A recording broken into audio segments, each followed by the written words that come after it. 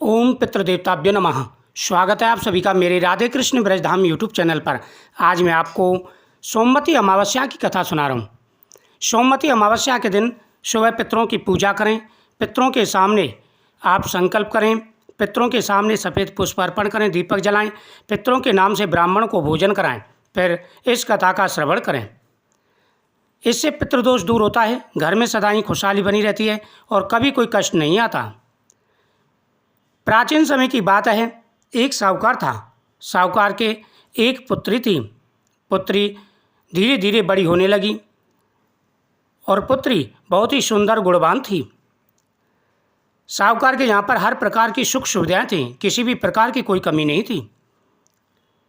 एक बार उस साहूकार के गांव में एक साधु आए।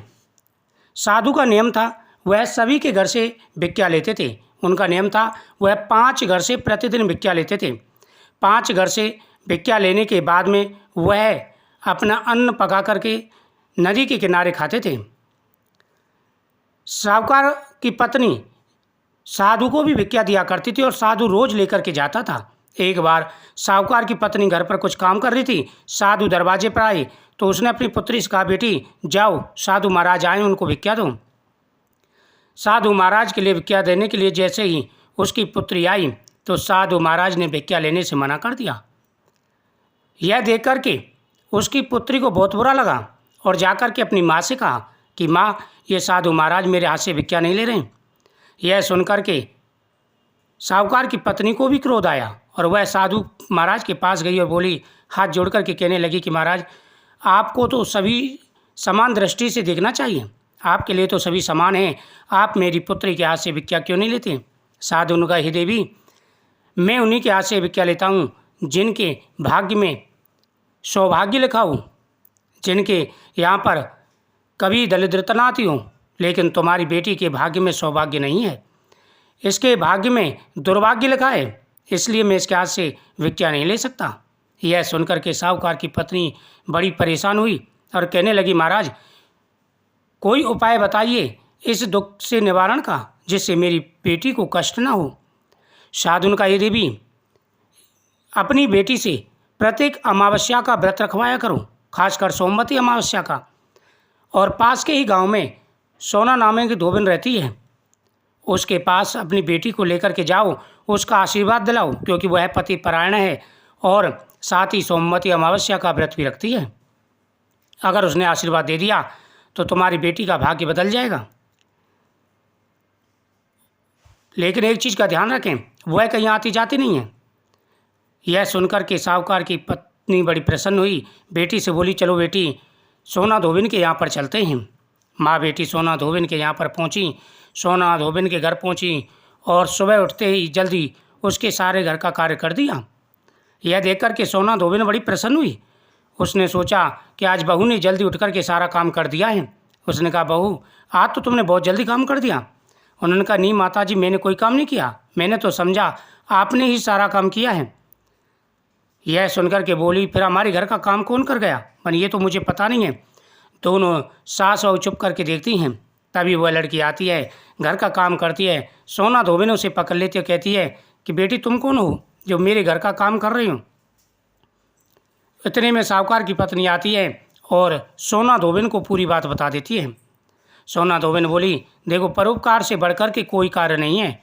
मेरा कार्य ही, मेरा जीवन ही परोपकार के लिए हुआ है। मेरे जो भी कार्य हैं वह दूसरों को सुख देने के लिए ही होते हैं। मैं कभी किसी का बुरा नहीं चाहती।